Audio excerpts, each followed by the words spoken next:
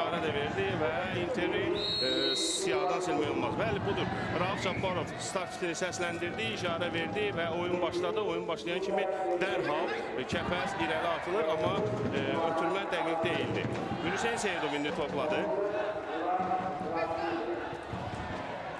Inter ev oyunlarını olduqca inamlı keçirir və bu mövsümü nəzərə alsaq, bütün turnirləri nəzərə alsaq, 6 oyunda komanda rəqibinə xal vermir.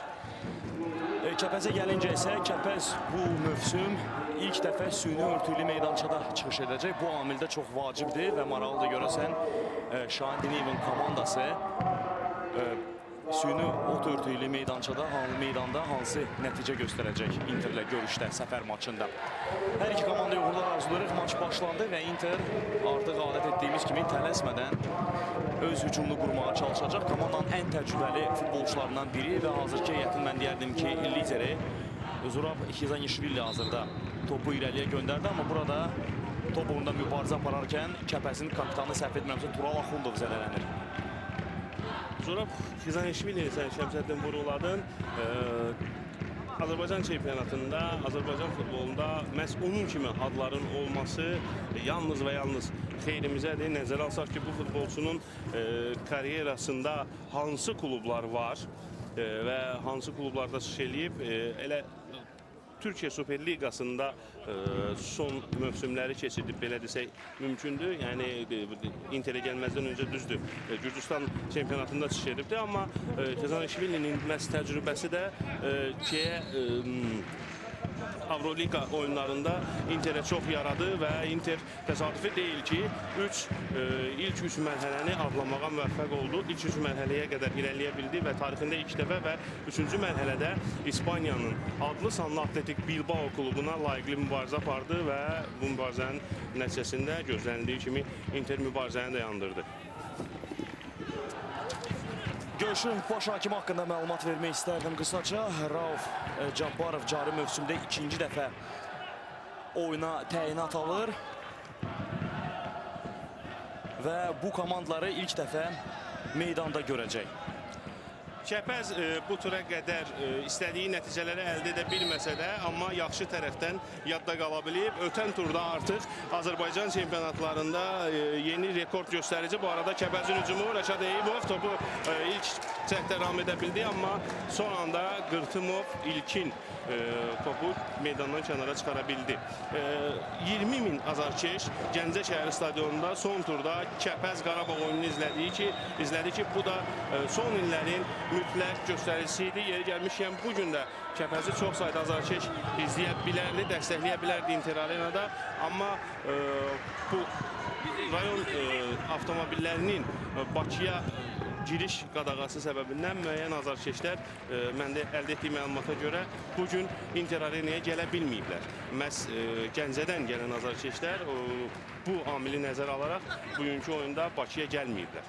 Amma gündüz etiraf etmək lazımdır ki, Kəpəz olduqca gözəl bir şəkildə azarkeşlərlə işi qurub. Ümumən Gəncədə futbol nə qədər sevilir biz bunu bilirik. Amma yaradılan şərait də təbii ki, stadionun o qədər də yaxşı olmasına baxmayaraq, hələ ki təmir işləri orada gedir. Lakin biz görürük ki, azarkeşlər stadiona gəlirlər, komandalarını məhz stadiondan dəstələməyə çalışırlar. İstərdik ki, bax, Gəncə azarkeşlərinin bu cür şəkildə öz komandalarını dəstəkləməsi digər Topaz Premyer Liqasında çıxış edən komandalarımızın azarkeşlərinə də sanki bir çağırış olsun və onlar da tək ekran qarşısında deyil, CBC telekanalı vasitəsilə deyil, elə stadionlardan komandasına dəstək olsunlar. Çünki bir daha qeyd edək ki, bu həm çempionatımız üçün çox gözəl haldır, həm də futbolçularımız üçün olduqca yaxşı bir məqamdır. Çünki onlar bu dəstəyi görəndən sonra inanın birə-bir güc artır və mübarizəni də təbii ki, daha maraqlı edirlər futbolçular. Zaur Svanadzanı biz görürük Interin baş məşqçisi həmişə olduğu kimi ayaq üstə oyunu izləyir və çox sakit bir şəkildə oyuna tamaşa edir. Şəmsəddin, təbii ki, bir qədər əvvəl dediklərinə qüvvət olaraq təkcə meydanda mübarizə deyil, meydandan kənarda azarkeşlərin mübarizəsi də sözsüz ki, maraq çəkən amildir və Kəpəzin azarkeşlərinin stadiona bu qədər, bu sayda gəlməsi digər klubların azarkeşlərinə də bir qədər, biraz qığılcım olacaq və inanıram ki, gələn turlarda daha çox azarkeş sayını biz stadionlarda görə biləcəyik. İndi Kəpəzin hücumu təhlükəli ola bilərdi, amma sol cinahdan ötürülən top, Interin müdafiəçiləri ötürmənin qarşısını kəsdilər və top meydandan çıxdı. İndi Kəpəzin hücumu davam edəcək, sol cinahdan ötürülən top hava mübarizəsindən riskə getmir. Interin futbolçusu bu 30 nömrəli Abbas Hüseynov idi. Ən düzgün qərar verdi gənc futbolçu.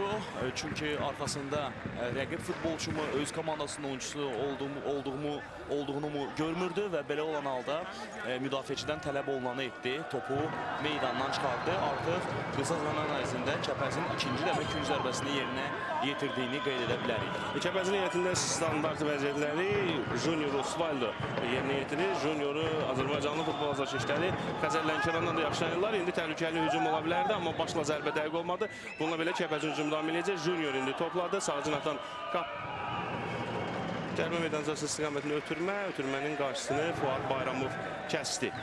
Yenidən küncdən zərbə olacaq. Yenə Junior bu künc zərbəsini yerinə yetirəcək. Karşılaşmanın ilk 6 dəqiqəsi artıq geridə qalıb. Hesab hələlik açılmayıb, 0-0'dır, amma ilk 6 dəqiqə ərzində kifayət qədər maraqlı mübarizənin şahidi olmuşuq desək, yəqin ki, mənimlə razılaşarsınız. İndi Interin əks hücumu ola bilər. Hüseyn Seyidovun ötürmə dəqiq idi, amma Tural Axundov, Kəpəzin kapitanı, rəqib futbolçunun qarşısını, Diego Martizin qarşısını kobudluqla kəsdi və hakim Rauf Cabbarov tərəddüd etmədən cərimə zərbəsi təyin etdi. İndi Xızanişvili topu komanda yoldaşına ötürdü. Yuri Fomenko, onun da Kəpəz karyerası var. Azərbaycanda ilk çıxış etdiyi klub məhz Kəpəz olub. Nizami Hacıyevin ötürməsi Kəpəzin qapıçısı asanlıqla, Tadas Simaitis asanlıqla topu tutdu və dərhal onu komanda yoldaşına ötürdü. Junior top irəli vurur. Lomaya asanlıqla bu topu ram edir. Bir qədər əvvəlki hücum Interin oyunda ilk hücumu idi. Buna qədərsə etiraf edək ki, topa daha çox Kəpəz nəzarət və hücumlar, daha təhlükəli hücumları da məhz Gəncələr təşkil edirdi. Bu da etiraf edim ki, məni təəccübləndirdi. Düşünürdüm ki, oyunun ssenarisi tam əksinə olacaq. Kəpəz müdafiə olunacaq və əks hücum taktikasına bel bağlayacaq. Intersə durmadan ilk dəqiqələrdən erkən qol vurmağa çalışacaq. Amma biz görürük ki, Kəpəz səfərdə oynamasına baxmayaraq heç də bundan çəkinmir və Interlə bərabər deyə bilərik ki, mübarizə aparır. Hətta bu dəqiqəyə qədər Interdə təhlükəli hücumların sayına görə üstəliyir.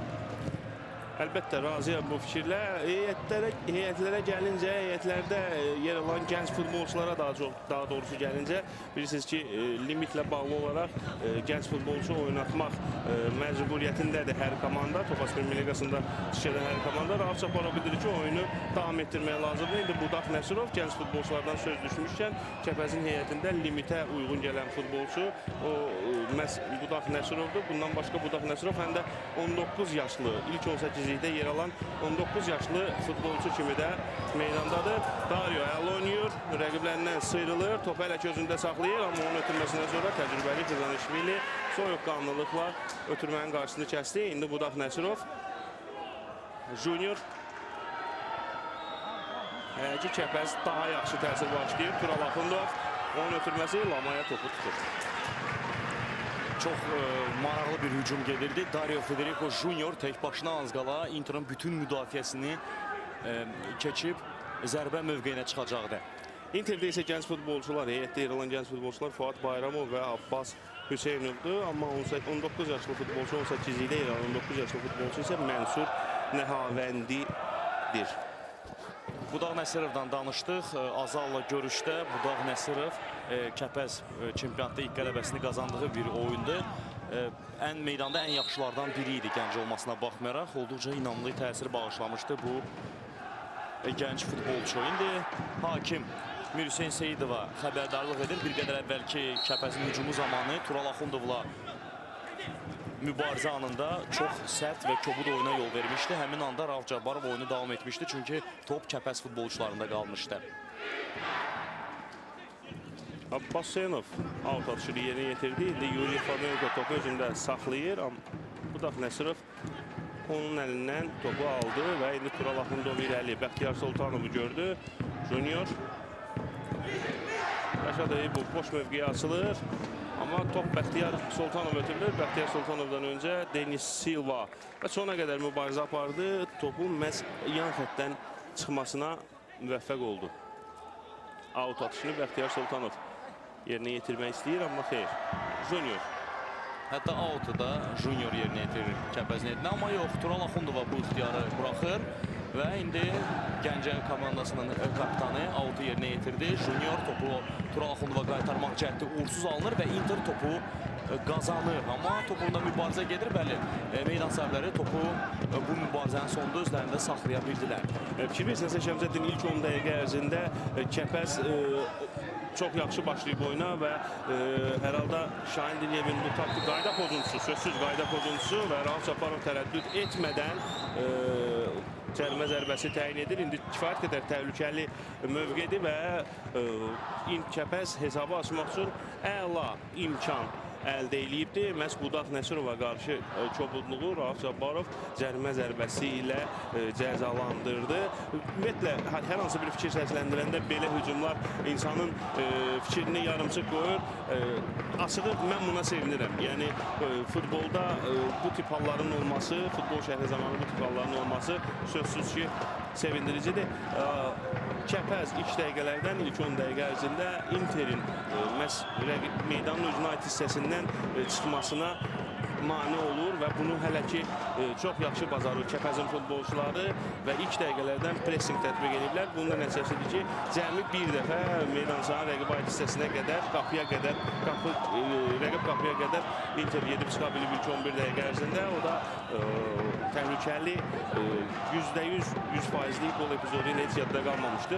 Cərimə zərbəsini yəqin ki, Kərim Diniyev yerinə yetirəcək. Kərim Diniyevin zərbəsi top canlı səddə deyərək meydanı tərk elədi. 4 nəfərdən ibarət canlı sədd qurulmuşdu Interin qapıçısı Georgi Lamay tərəfindən və canlı sədd bu zərbədən sonra topu özlərinə gətirib götürür və beləcə top geri qayıdır, amma qapı xəttindən top meydanı tərk etdiyi üçün ikinci zərbəsi yerinə yetirilir. Kəpəz komandasının hücumu davam edəcək. Cərimə meydançasına ötürmə olmur. Budaq Nəsirov indi uzaq küncə topu bax beləcə bu trayektoriya ilə göndərir. Hücum elə geri qayıtmayıb və bu hücumda pes çatır. Bu zərbənin sonunda top qapının üstündən keçərək meydanı tərk edir. Lomaya bu topa toxunmamışdı. Bir daha izləyək, epizodun təkrarı, qüvvətli bir zərbə. Amma Lomaya reaksiya göstərdi. Mərkəz müdafiəçisi, xeyr, bu Juninho'dur. Haqqında bəhs etdiyimiz Junior Asvaldo həm Xəzər Lənkəranda, həm də Bakı klublarında çıxışı ilə yadda qalmışdı və hazırda Xəzər Lənkəranda çıxış edərkən onun Dinamo Zagrebə vurduğu qolu Azərbaycanlı futbol azarkeşləri yəqin ki, yaxşı xatırlayırlar. İndi Budaq Nəsirov Tural Axundovu gördü. Tural Axundovun ötürməsi isə Rəşad Eyübova dəqiq deyildi.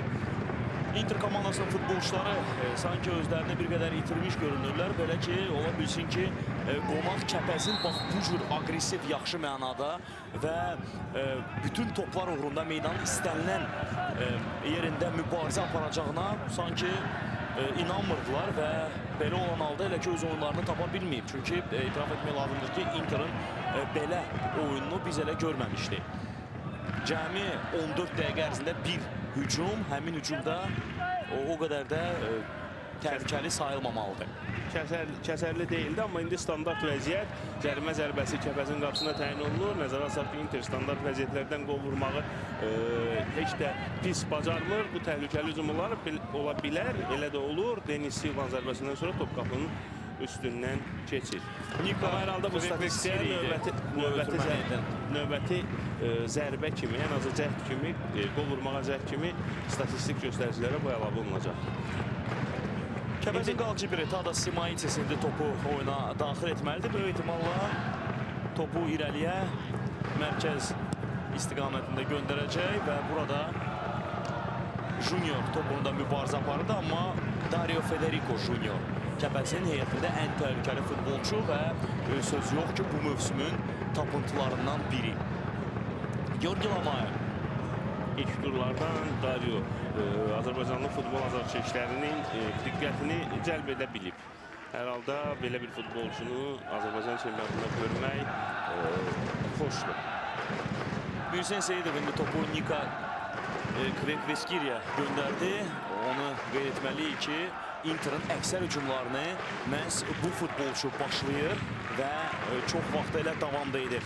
Diego Martins Yuri Fomenko'ya ötürdü topu. İndi geri alır. Diego Martins hücumu davam etdirəcək. Son anda Tərlan Quliyev yaxşı oynadı. Budaq Nəsirov Darion'u görür. Dario sağ cinahda. Amma xeyr, Fuad Bayramov sayıqlığı itirmədi. Nizami Hacıyev. Ona qarşı qayda pozulmuşdu. Mir Hüseyin Seyidov dərhal başladı Inter. Cəlmə zərbəsini top geriyə ötürülür. Denis Silva Cruz. Adətən biz Inter'in, yəni bu KFB Skadaziyədən qalan taktikadır. Sözsüz ki, Inter'in 3 mərkəz müdafiəsi ilə, yəni 5 müdafiəçi ilə oynadığının şahid oluruq. Bugünkü oyunda 2 sırf mərkəz müdafiəçisi var meydanda. Bunlar Xizanişvili və Denis Silva'dır. Müəyyən mənada Fuad Bayramov da mərkəzə yaxın oynayır. Təbii ki, Inter öz oyun fəlsəfəsindən uzaqlaşmayıb. İllərdir məhz Inter bu cür oynayır və müəyyən mənada bu oyuna uğur da qazana bilib. Amma elə ki, bu oyun öz bəhrəsini vermir. Belə ki, Inter, biz açıq-aşkar bunu indi söyləyə bilərik ki, Kəpəzlə olduqca ciddi problemlərlə üzləşir. Qayda pozuntusu burada yoxdur. Xizanişvili indi topu ələ keçirərək Inter'in hücumunu başlayacaq. Denis Silva Cruz sağ cinaha top göndərildi. Nika Kvekveskiri kimlə oynayacağına baxır. Denis Silva Cruz'a topu qaytarır. Xizanişvili. Ön mövqedə boş futbolçu görünür Inter'da yoxdur ki, çox tez-tez mərkəz müdafiəçilərinə topu qaytarmalı olurlar komandanın yarım müdafiəçiləri. Mir Hüseyin Seyidov. İlkin Qırtımov hücuma qoşulmuşdu, onu gördü, amma ötürməni dəqiq verə bilmədi Mir Hüseyin Seyidov. Kəpəzin futbolçularının etirazı var idi, sanki Xizanişvilinin top əlinə dəymişdi deyə və nəticə etibarilə qayda pozuntusunu Rauf Cabarov qeydə aldı. Məhz Xizanişviliyə qarşı Bəxtiyar Sultanovun hərəkətini Rauf Cabarov çox udluq kimi qiymətləndirdi. Həmin epizodun təkrarını bir daha izləyirik. Rəşad Əyyubovun son müdaxiləsi qaydalar çərçivəsində deyildi. Denis Silva topu irəli ötürür. Yuri Fomenko hava mübarizəsində Şəhriyə Rəmova uzur və nəticədə top Tadas Simaitsə qədər gəlir çatır. Söhbət Kəpəzin qapısından gedir və onu dərhal irəli vurur. Top bir qapçıdan digər qapçıya qədər getdi. Hazırda Bəxtiyar Sultanovla Federico Junior mövqelərini dəyişiblər. Əgər oyuna Federico Junior mərkəz hücumçu kimi başlamışdısa, hazırda yarım müdafiənin sağ cinahında yer alır. Bəxtiyar Sultanovsa həmin mövqedən mərkəzə doğru gedir və indi topu məhz ondadır. Qapıya zərbə indirilir. Georgi Lamaya bu zərbədən sonra topu qaytarır. Təcrübə öz sözünü dedi. Söhbət Lamayadan gedir. Kifayət qədər təcrübəli qapçıdır. Vaxtında mövqeyini tərk edərək Bəxtiyar Sultanovun hesabı açmasına mane oldu. Bununla belə Kəpəzin hücumu davam edəcək. Junior indi cəlmə meydançasına ötürdü topu, amma Xizanişvili təhlükəni uzaqlaşdırdı. Kərim Diniyev top meydanı tərk etmişdi. Out Inter'in xeyrinə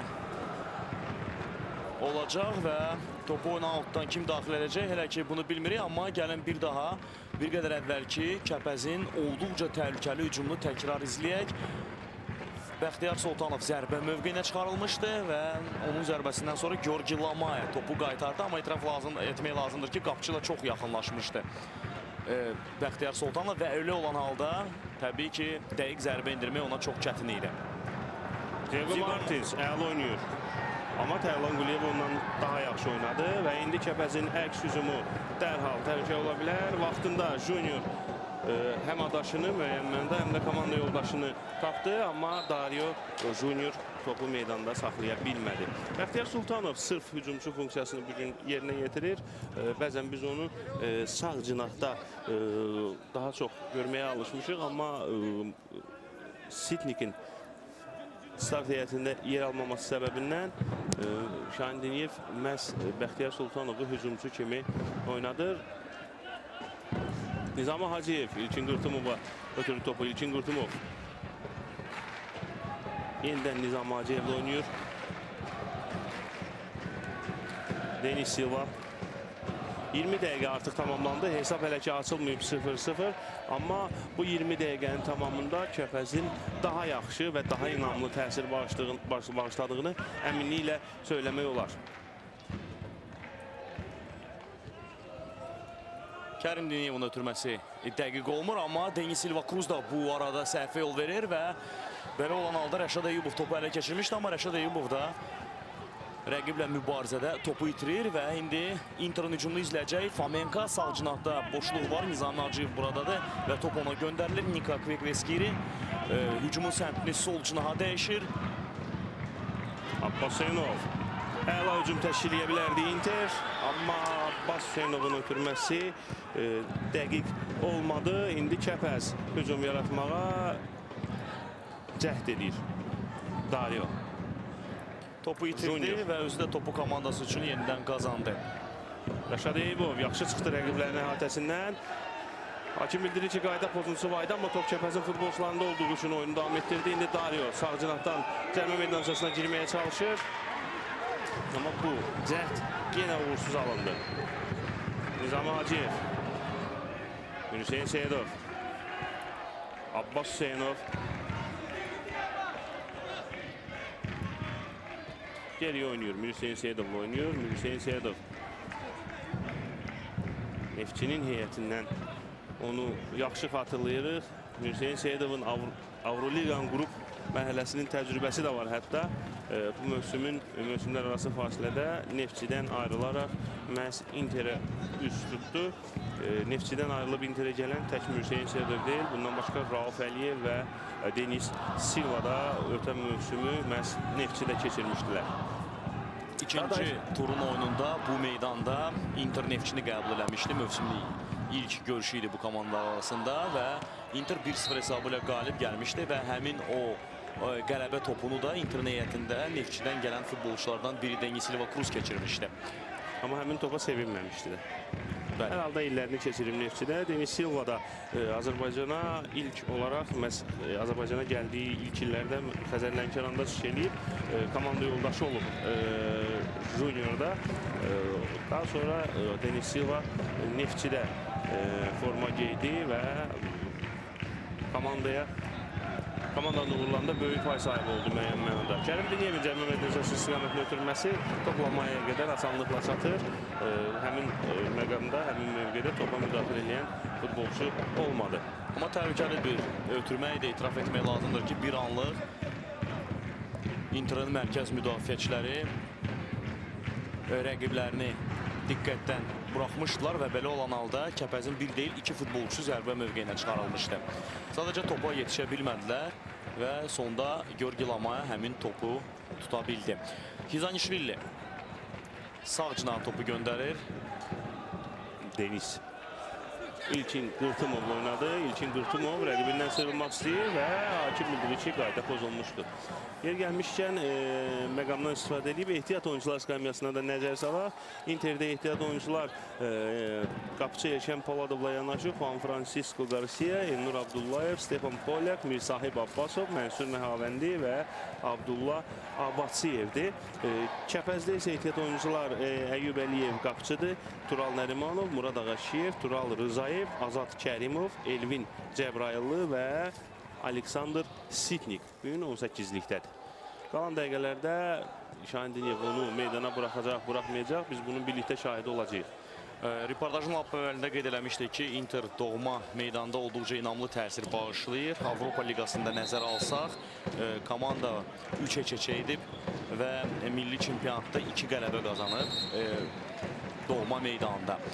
Amma Kəpəzlə əgər bu dəqiqələri nəzərə alsaq, deyə bilərik ki, bu statistikanı qorumaq bugün Inter'a çox çətin olacaq.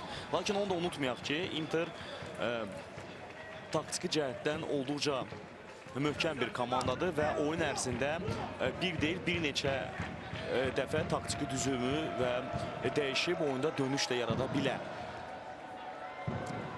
Ümumiyyətlə Interin son illərdəki bir oyun fəlsəfəsi var idi və maraqlı məqam odur ki, Kağaberts Xadadzeni, Gürcüstan yığmasının hazırda baş məşqçisi olan Kağaberts Xadadzeni əvəzləyən Zaur Svanadze bu fəlsəfəyə müəyyən mənada toxunmayıb. İndi təhlükəli zərbə idi, Rəşad Eyübovun zərbəsi, amma qapıdan bir xeyli aralı keçdi. Və məhz bu da Interin bu mövsüm Avroliqa uğurlarında müəyyən mənada böyük pay oldu. Inter ötən illərdəki oyununu demək olar ki, müəyyən mənada təkrarlayır və Zaur Svanadze Kağaberts Xadadzenin qoyub getdiyi ənənələrin hələ də uğurlu davam etdirir. Bir daha xatırladaq ki, ötən gün bu komandaların əvəzləyici heyətləri qarşı-qarşıya gəliblər və 39-cu dəqiqədə Sahib Abbasovun qolu ilə Gəncəlilər qələbə qazanıblar.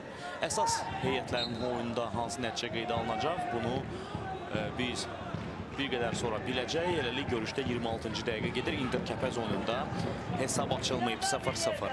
Yeri gəlmişkən turun digər oyunu turun ilk gününün digər oyunu, daha dəqiq desək, Bayıl Arenada keçiriləcək. Rəvan Qəbələni qəbul edəcək. Həmin oyun axşam saat 8-də başlayacaq. İkinci sən gedişində həmin oyunda hansısa hesab dəyişikliyi olarsa, bu barədə biz tamaşaçılarımıza məlumat verəcəyik.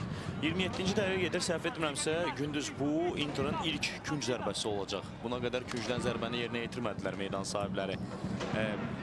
Zənnimcə və təbii ki, topun arxasında bəli Nika Kvervetskirini görürük. Standart vəziyyətləri bankirlərin heyətində məhz bu gürcü futbolçu yerinə yetirir. Ötürməsini edir yaxın küncə.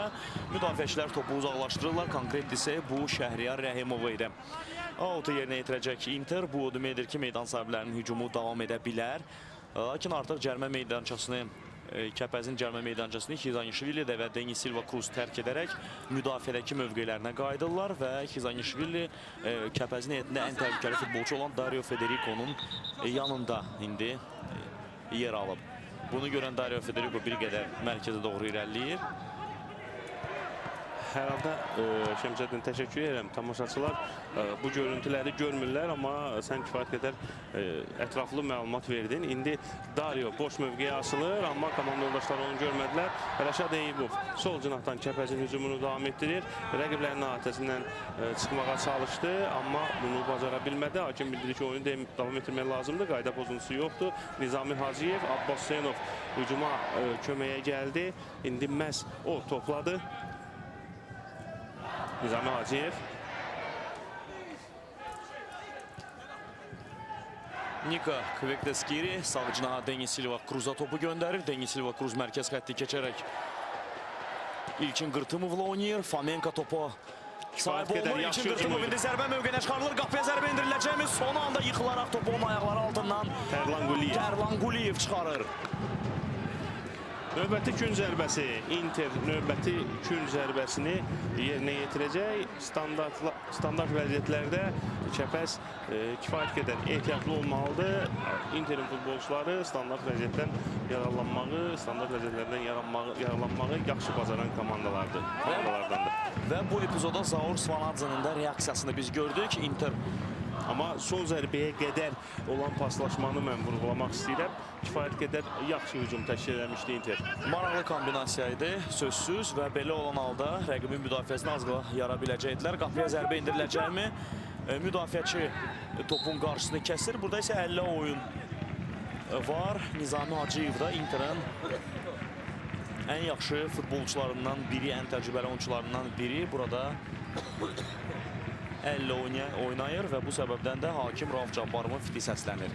Onu da bildirim ki, Rauf Cabbarov keçirdiyi bu mövsüm 2 oyunda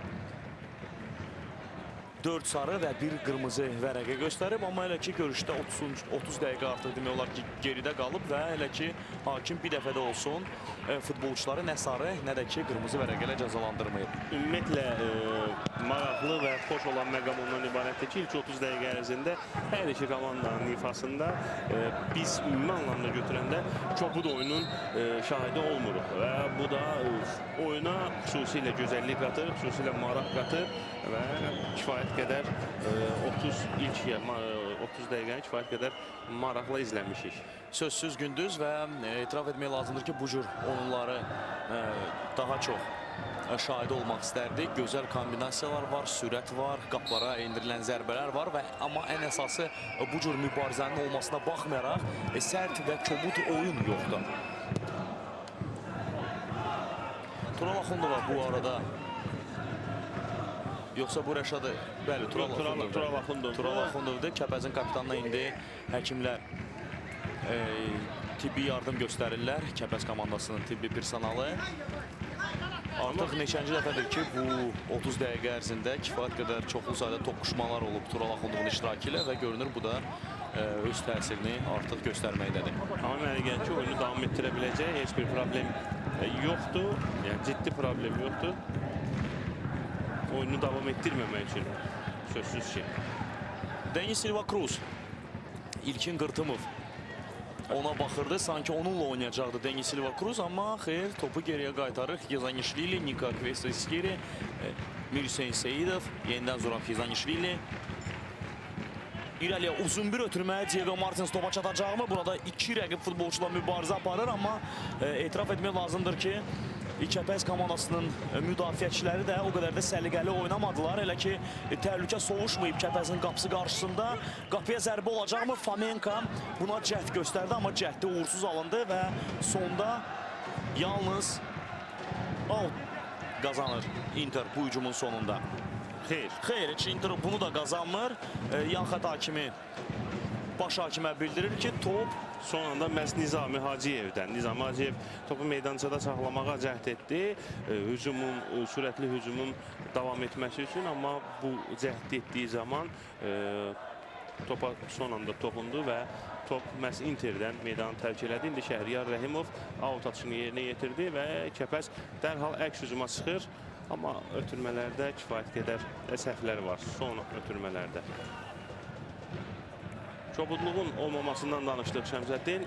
Oyunda kobudluğun olmaması hakimlərin işini də müəyyən mənada asanlaşdırır.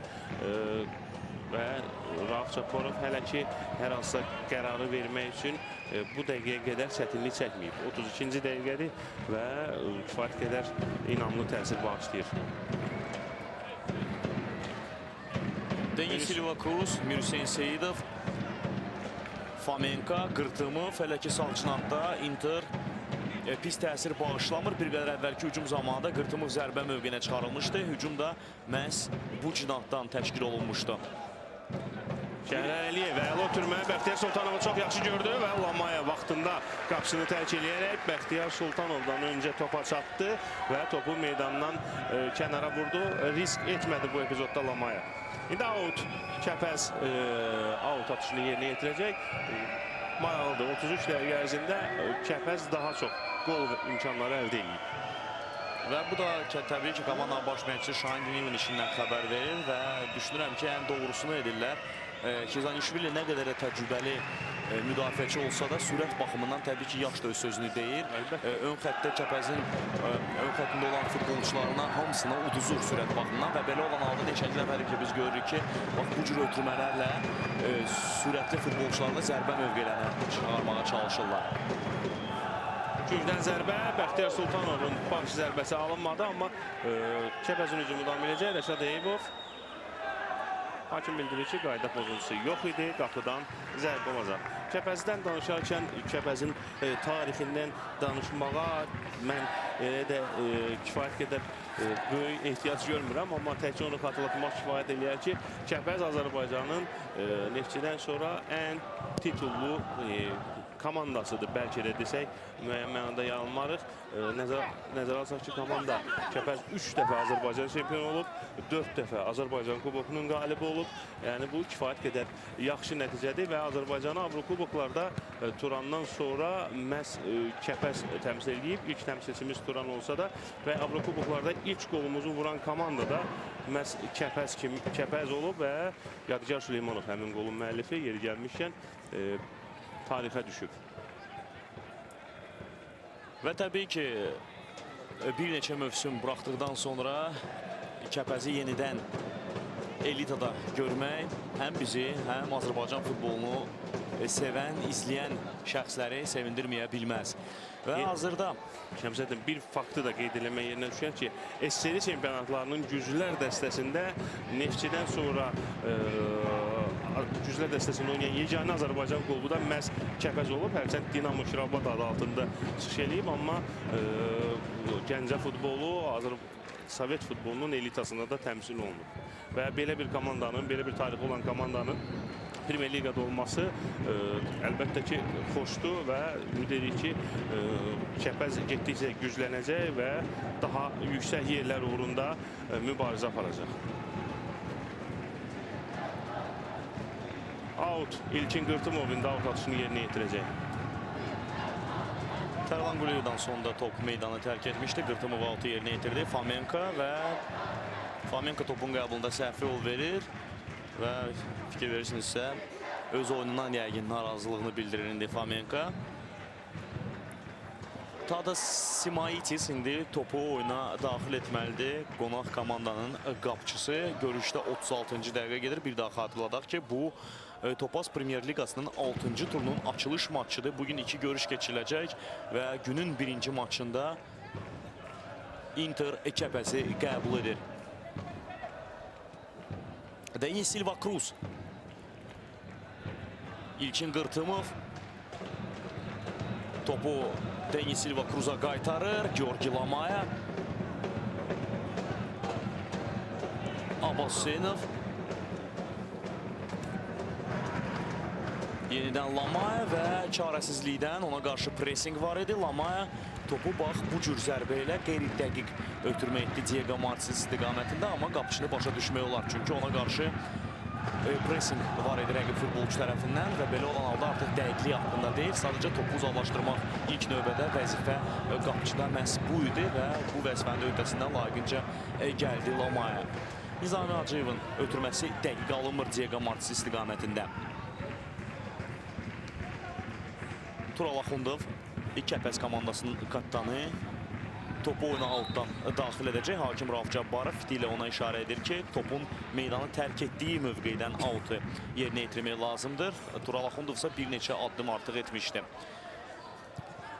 Futbolçular belə hilələrdən istifadə edirlər, məsafəni azaldırlar, kiçildirlər. Belə olan halda təbii ki, topu da komanda yoldaşına çatdırmaq asan olar. Bu ötürmədə qeyri-dəqiq olur. Ümumən gündüz sən də mənlərə yəqin razılaşarsan ki, son bir neçə dəqiqə ərzində bir deyil, bir neçə dəfə hər iki komandanın futbolçuları tərəfindən qeyri-dəqiq və səliqəsiz oyunun şahidi oluruq. Mən tamamilə razıyam, həm də onunla razıyam ki, o ümumiyyətlə Azərbaycan çempionatının ümumi bəlasıdır.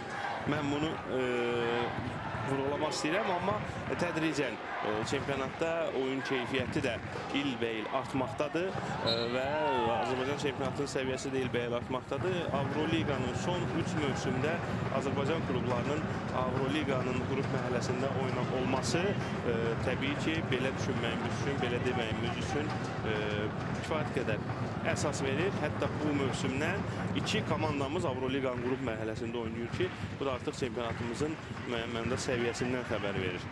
Tadas Simaitis vaxtında qapısını tərk etdi və topu tutdu. Abbas Hüseynov indi rəqibin cərimə meydançasına şığamışdı, amma rəqib müdafiəçilərin nəzarəti altında ona topa çatmağa mane oldular və Tadas Simaitis topa birinci çatır Kəpəzin qalkibiri. Sözsüz ki, Azərbaycan çempionatının səviyyəsindən söz düşdükdə mübarizə səviyyəsi yüksək həddədir. Oyun hər xal uğrunda mübarizə mübarizəyə söz ola bilməz. Bunu etiraf etmək lazımdır. Oyun keyfiyyətində isə ilbəil artıq müşahidə olunur. Tərlan Quliyev sol cinaha Şəhriyar Rəhimova top ötürür. Şəhriyar Rəhimov. Rəşad Əyimov əla mövqe açıldı. Mən sənin fikrini davam etmək istərdim Gündüz. Mənə elə gəlir ki, əgər bu 6 turu nəzərə alsaq, geridə qalan 5 turu daha doğrusu nəzərə alsaq, o zaman deyə bilərik ki, bu çempionat son illərin ən maraqlı çempionatlarından biri olacaq. Belə ki, çempionatımızın debütantı Zirənin də bu cür oynaması, belə nəticələr göstərməsi buna deməyə əsas verir. Kəpəzin yenidən elitaya qayıtması, digər komandalarımızda baxırıq, bəli, olduqca mübariz, maraqlı, bəzi anlarda, bəli, hətta sözün əsl mənasında Avropa futboluna yaxın bir oyunu görürük. Şəmsəddin, şübhəsiz ki, bu futbolun, bu keyfiyyətin, azarkeşlərin bu marağının artmasında keyfiyyətli yayımın da rolu danılmazdı. Bu mövsümdən, indi orada ara qarışır. Bəxtiyar Sultanova, Rauf Cabbarov sarı vərəqə göstərir. Bəxtiyar Sultanovun bu hərəkəti. Nədənsə narazıdır Bəxtiyar Sultanov, amma burada nə baş verdi? Açığı bizim izlədiyimiz mövqedən nə isə söyləmək çox çətindir. Çünki bizdən bir xeyli uzaqdadılar. Uzaqda hadisələr indi cərəyan edir, amma söz yox ki, biz onun təkrarında hər şeyi görüb biləcəyik. Nizami Hacıyevlə yəqin ki, mübahisəsi yarandı Bəxtiyar Sultanovun və bu səbəbdən də yekunda o, hakim tərəfindən sarı vərəqə ilə cəzalandı.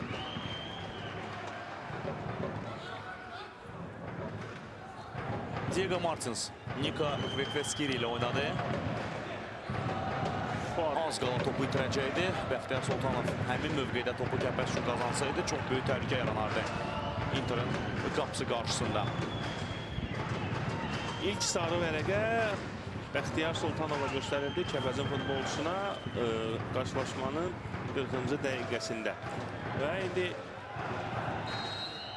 ilkin 40-lığa qarşı qayda pozuntusu var idi. 41-ci dəqiqə artıq başa çatıb, hesab açılmayıb 0-0, amma birinci hissədə etiraf eləmək lazımdır ki, maraqlı oyunun şahidi olmuşuq, ələxsus Kəpəzin ifasında. Inter yalnız bu dəqiqələrdə fəallaşıb, amma buna qədər Kəpəz bir deyil, bir neçə dəfə maraqlı, təhlükəli hücumla yadda qalmışdı və indi gəlin görək bu standart vəziyyəti necə yerinə yetirəcək Inter və bu standart vəziyyətin yekununda nə qazanacaq? Cərimə meydançasına top göndərilir, amma ötürmə o qədər də təhlükəli alınmadı və müdafiəçilər sakit bir şəkildə topu qaytara bildilər, amma bu hücum təhlükəli alına bilər. Əgər bu ötürmə dəqiq olsaydı, Abbas Hüseynov belə olan halda topu irəliyə vurur, oyundan kənar vəziyyət yoxdur. Müdafiədən səhvə yol verirlər, Yuri Fomenko topu hələ keçirəcəkmi? Top uğrunda mübarizə davam edir və bu mübarizənin sonunda qapıya zərbə indirir Nizami Hacıyev. Bu zərbəni yerinə yetirən futbolçu oldu. Meydan sahibi Interin heyətində zərbəsi dəqiq alınmadı. Top etiraf etmək lazımdır ki, istənilən kimi ayağına oturmadı. Birbaşa topu qəbul etmədən qapıya göndərmək istədi Nizami Hacıyev, amma cəhdi uğursuz alındı.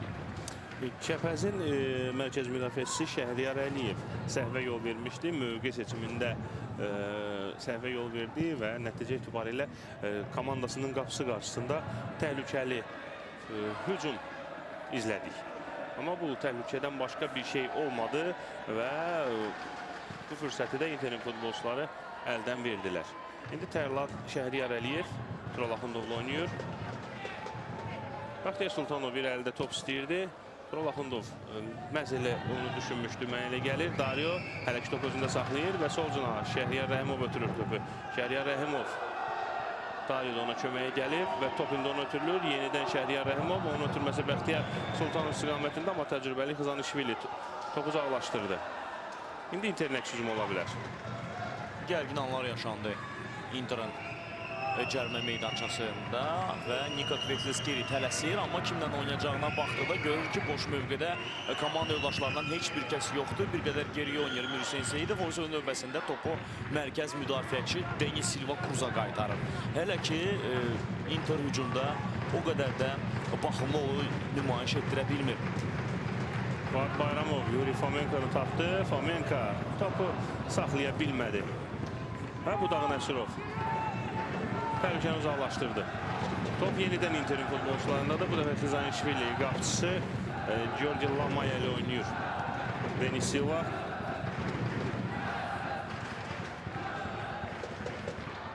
Bu dəqiqələrdə birinci hissənin əsas vaxtının sonuncu dəqiqəsi gedir. Kəpəz azarkeşləri fəallaşıblar. Mənə elə gəlir ki, komandanın oyunundan onlar tam razı qala bilərlər. İndi yalnız nəticə onları narahat edir, amma zənnimcə əgər bu oyunu Kəpəz ikinci hissədə də davam etdirsə və Inter hər hansı bir bu oyuna qarşı tədbir görməsə, o zaman Kəpəz söz yox ki, bu hücumların birini qolla başa vurar. İndi Hüseyin Seyidov. İlk hissə artıq başa çatmaq üzrədir. İlk hissədə əsas vaxtdan söhbət gedir. 45-ci dəqiqə tamamlanmaq üzrədir. Hesab açılmayıb 0-0. Və Diego Martins əla zərbə idi və əla hücum idi. Interin futbolçuları qol vurmağa çox yaxın oldular birinci hissənin sonuncu dəqiqəsində. Diego Martinsin zərbəsindən sonra top qapının üstündən keçdi. Etiraf etmək lazım idi ki, düşünülən nöqtəyə zərbə topunmansaydı, Tada Simaitis də çətinlik çəkəcəkdi. Nizami Hacıyevin daban ötürməsini də qeyd etmək lazımdır. Çox gözəl bir şəkildə bir hərəkətlə Diego Martinsi bax bu zərbə mövqeyinə çıxardı. Dördüncü hakimin işarəsini gördük. Birinci hissəyə əsas vaxtına ən azı 1 dəqiqə əlavə olunur. Son 1 dəqiqə. Dario topu rəqibindən uğurladı. Hələ ki özü irəliyir və ona qarşı qayda pozuntusu var idi. Rauf Cabbarov bu hərəkəti tərəddüd etmədən cərimə zərbəsi kimi qiymətləndirdi və hətta Nizami Hacıyevə sarı vərəqə də göstərdi. Sarı vərəqələrin sayında bərabərliyi var, hesabda da bərabərliyi var. Nizami Hacıyev özü topu itirdi, sonradansa Braziliyalı futbolçunun dalınca getdikdə kobud bir şəkildə ona qarşı qaydanı pozdu və belə olan halda hakim tərəfindən haqlı olaraq cəzalanır Nizami Hacıyev. Cərimə zərbəsini kim yerinə yetirəcək Kəpəzin heyətində?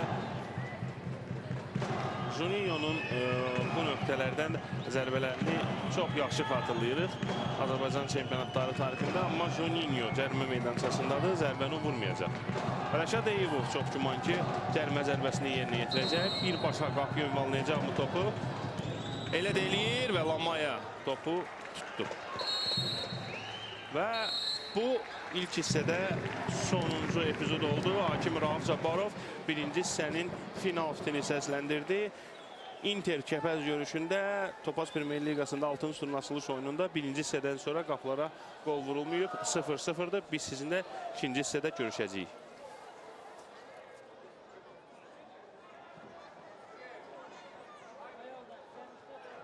Bu sual doğurur. Mən baxıram meydançaya. Hələlik səhv etmirəmsə dəyişiklik yoxdur. Dəyişiklik yoxdur və onun halda start heyətləri ilə tanış eləyək. Kəpəzdən başlayayım. Tada Simaitis qapını qoruyur. Tural Axundov, Şəhriyar Əliyev, Tərlan Quliyev, Şəhriyar Rəhimov, Kərim Diniyev, Budaq Nəsirov, Dario Federico Junior və Junior Osvaldo, Rəşad Eyübov, Bəxtiyar Sultanov, komandanın kapitanı Tural Axundovdur. Şahin Diniyev baş məşqçi bu start heyətini meydana bıraxır və Interlə şəxsədim. Buyur.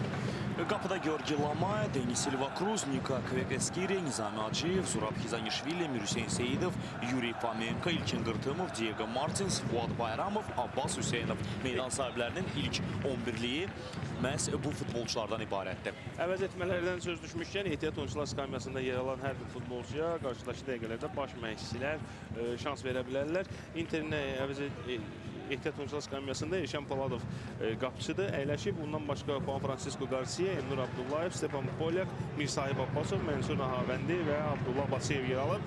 Kəpəzdə isə Eyüp Əliyevi görürük ehtiyat qapıçı kimi. Turan Nərimanov, Murad Ağaşiyev, Tural Rızayev, Azad Kərimov, Elvin Cəbrayıllı və Aleksandr Sitnik. Bu futbolcuları biz qalan dəqiqələrdə meydanda görə bilərik. Təbii ki, məşqçilərin seçimləri necə olacaq? Bunu məşqçilər daha yaxşı bilir. Hələlik isə Kəpəzin növbəti hücum yaratmaq cəhdi. İkinci hissədə Rəşad Eyübov əla imkan əldə etdi Rəşad Eyübov, amma onun zərbəsindən sonra top qapıdan aralı keçdi. Maraqlıdır ki, bu həftə ərzində transfer olundu Rəşad Eyübov Kəpəzə. Bilirsiniz ki, Rəşad Eyübov Xəzər Lənkəranla müqavilə imzalamışdı və o Xəzər Lənkəranın məlum transfer qadağasından sonra o Kəpəzə üz tutdu və ilk oyundaca Şahin Deniyev onu start heyətində gördü və start heyətində meydana buraxdı və etiraf eləmək lazımdır ki, Rəşad Eyübov da bu ümidləri bu dəqiqəyə qədər doğruldur.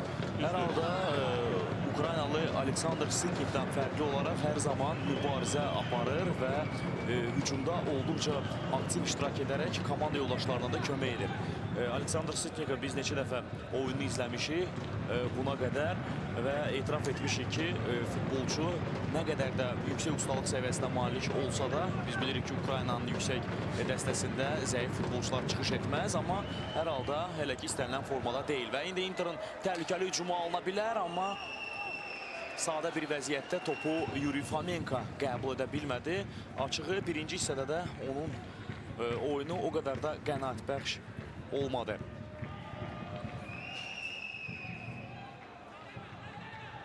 Aleksandr Sitniklə bağlı Şəmsəddin fikirlərini bildirdin. Amma müəyyən mənada mən səninlə razı deyiləm. Mən oyunu izlədiyim Sitnik kifayət qədər yaxşı təsir bağışlayıb mənə. Hər halda qol vurmasa da o hücumçunun qol vurmaqdan başqa görə biləcəyi, görməli olduğu iş var. O işi layiqincə yerinə yetirib. Mən oyunu izlədiyim oyunlarda, məsələn elə ilk turda Neftçi ilə oyunda da biz bunun şahidi olduq. Və yer gəlmişkən Kəpəz həmin turda Neftçidən xal ala bilmişdi. Yeri gəlmişkən həmin oyun SBC telekanalında ilk reportaj kimi də tarixə düşdü və qeyd etmək istərdim ki, bəli, həmin oyunda Sitnik meydanda var idi, amma Kəpəzin heyətində ən yaxşılardan o deyildi. Məhz iki Braziliyalı daha baxımlı oyun nümayiş etdirdi və hər ikisi də bu dəqiqələrdə meydandadılar. Sitnikə gəlincə isə o ehtiyat oyuncular skamyasında əyləşib və indi Interin hücumunu izləyirik. Cərmə meydançasına daxil olan futbolçunun Diego Martins'də səhv etmirəmsə bu, amma daxil oldu və iki rəqib futbolçular mübarizədə də topu itirdi. Belə olan halda hücumu istənilən kimi davam etdirə bilmədilər Inter komandasının oyuncuları. Top uğrunda mübarizə gedir meydanın mərkəzində. Kəpəz komandası topu qazanır. Şəhriyar Rəhimov Rəşad Eyübovla oynadı. İlk 4 dəqiqə üzrində, ikinci hissənin ilk 4 dəqiqəsindən söhbət gedir. Inter pis başlamayıb. Etiraf eləmək lazımdır ki, Inter yaxşı başladı. Sanki Zaur Svanadze yetirmələrini sözün yaxşı mənasında silkələyə bilib. Yəni ilk hissədəki oyundan fərqli olaraq onun dediyi sözlər öz təsirini göstərib. Hər halda 4 dəqiqənin nəticəsinə əsasən gəldiyim qənaət budur. Gergi Lamaya Denis Silva ilə oynayır. Denis Silva kim ötürəcək topu?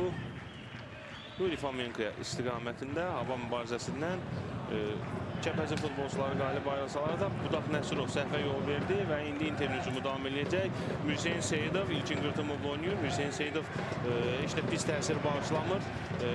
Üzərinə düşən işin öhdəsindən layiqincə gəlməyə çalışır. Ümumiyyətlə bu futbolçunun adı Şəmsəddin zaman-zaman milli komanda ilə də hallanır və milli komandaya namizəd futbolçular siyasında da daim olubdur. Mənə gəlir ki, Mirseyin Seyidov öz üzərində işləyib milli komandaya qədər yüksələ bilər. Kəpəz futbolçularının etirazı var burada. Hakim qayda pozuntusunu bir qədər gec qeydə aldı, amma buna səbəb də var idi. Zənnimcə Rauf Cabbarov burada gözlədi. Top əgər Interli futbolçularda qalsaydı o zaman oyunu davam etdirəcəkdi. Amma belə olan halda açıq-aşkar burada Tərlan Quliyevin qaydanın pozduğunu biz görürük Yuri Fomenko ilə mübarizədə. Sonra da top Nizami Hacıyevdə qaldı, amma Nizami Hacıyev hücumu davam etdirə bilmədi və belə olan halda Rauf Cabbarov fikrini səsləndirdi.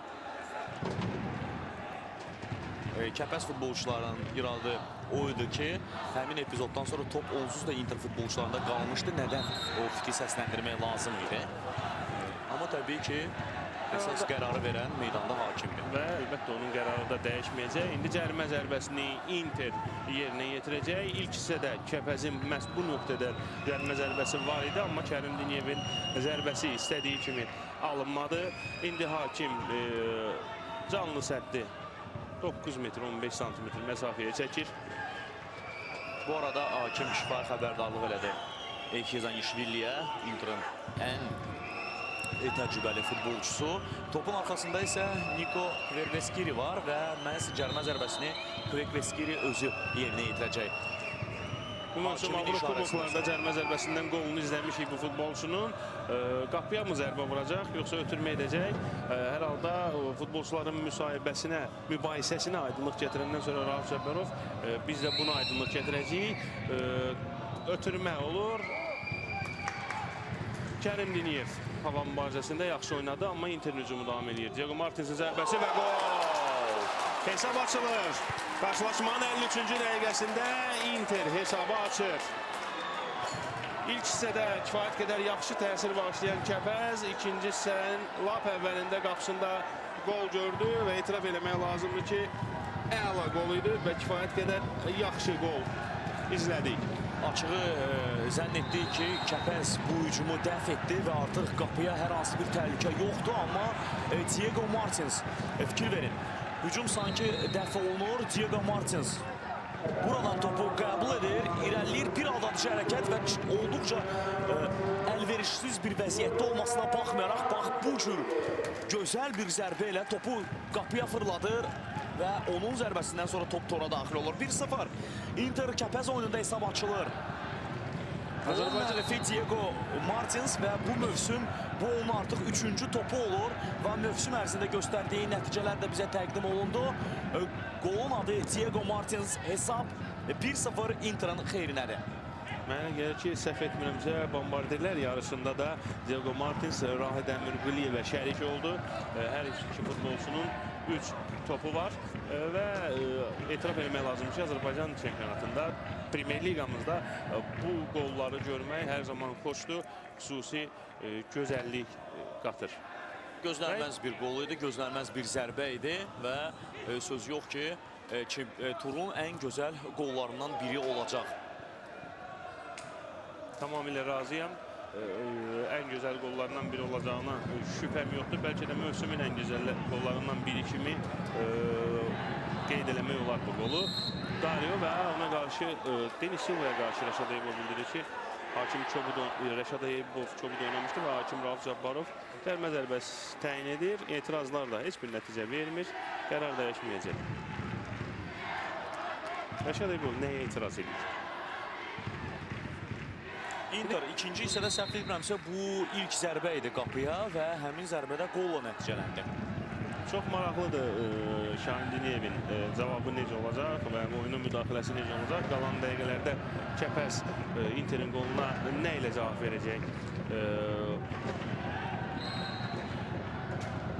Qayda pozuntusu cərimə zərbəsini Kəpəz yerinə yetirəcək. Budaq Nəsirov topu komanda yoldaşına buraxdı. Bu Şəhriyar Əliyevdir. Artıq neçənci dəfədir ki, bu mövsümdə Kəpəzin daha baxımlı, daha inamlı təsir bağışladığı maçlarda komanda məğlub duruma düşdüyünü biz görürük. Komandanın məğlub duruma düşdüyünü biz görürük. Tamamilə razıyam. Kəpəz ilk 5 tur ərzində kifayət qədər yaxşı futbol sərgiləsə də, yaxşı futbol göstərsə də nəticələr qənaətbəxş deyil. Qayda pozuntusu varmı? Rauf Cabbarov oyunu davam etdirir.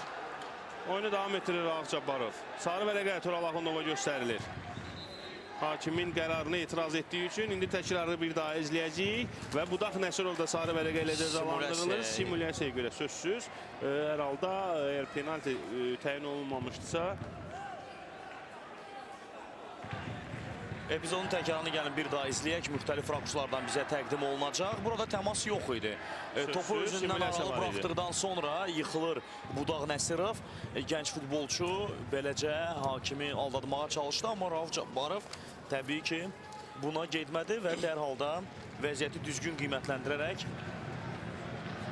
gənc futbolçunu cəzalandırır. Simulyasiyaya görə Tural Axundovsa, Kəpəzin kapitanı, hakimlə mübahisə etdiyi üçün qarşısında sarı vərəqə görür. Yeri gəlmişkən bu Kəpəzin artıq 3-cü sarı vərəqəsidir. Interdə isə sarı vərəqə görən cəmi bir futbolçu var, o da Nizami Hacıyevdir. Həmin epizodda Şəmsəddin mənə xoş olan məqamlardan da biri oldu ki, Rauf Cabbarov özü qərar verməyə müəyyən mənada tərəddüd etdi. Yan xətt hakimi, hakim köməkçisi Nahid Əliyevin o oyuna müdaxiləsi də yerində idi və Nahid Əliyev həmin epizodu daha yaxşı görürdü. O qısa, belə deyək, qulaqçıq vasitəsilə bir-birlərlə işarələrini mən gördüm və o çox güman ki, Nahid Əliyev məhz ona qaydanın pozulmadığını işarə etdi və bundan sonra Rauf Cabbarov üzrə əminliklə sarı vərəqə göstərdi Budaq Nəsirova. Interin hücumu Nizami Hacıyevin zərbəsi top Tərlan Quliyeva deyərək geri dönür. Interin hücumu davam edəcək. Denis Silva Cruz uzun ötürmə hücumun səmtini sol cinaha dəyişirlər, amma burada Tural Axundov bu ötürmənin qarşısını kəsir, lakin topa yetişə bilmir və top yan xəttdən meydanı tərk edir. Out yerinə yetirəcəklər indi Inter komandasının futbolçuları. Bizə bir daha təqdim edirlər ki, Budaq Nəsirov da Kəpəzin heyətində sarı vərəqə alan futbolçu oldu. Zaur Svanadze baxmayaraq ki, komandası hesabda öndədir, amma çox fikirlidir, qayğıkeş görünür. Yəqin ki, çox gözəl anlayır ki, Kəpəz elə belə təslim olmayacaq və elə bütün mübarizə irəlidədir. Baxmayaraq ki, onun komandası artıq hesabı açan tərəfdir və hesabda öndədir. İsinmə hərəkətlərini artıq Şahin Diniyeviç futbolçunun isinmə hərəkətlərini yeni yetirmək üçün göndərib qapı arxasına. Bunlar Azad Kərimov, Aleksandr Sitnik və Tural Rızayevdir. Interdə isə Zaur Svanadze hələlik 3 futbolçunu isinmək üçün tapşırıq verib. Gördüyüm qədərilə Endur Allahverdiyev, Stefan Polyak və Abdullah Vatsiyev. Yəni, bu adını çəkdiyim futbolçuların qalan dəqiqədə meydana girmə ehtimalı daha böyükdür Şəmsəddin. Sözsüz ki, hər hansı bir zədələnmə və ya məcburi dəyişiklik olmasa. İlkin Qırtımov vaxtında topa müdaxilə elədi, amma Kəpəz indi outdan oyuna başlayacaq. Tərlan Quliyev, Budaq Nəsirov, Şəhriyar Əliyevlə oynayır.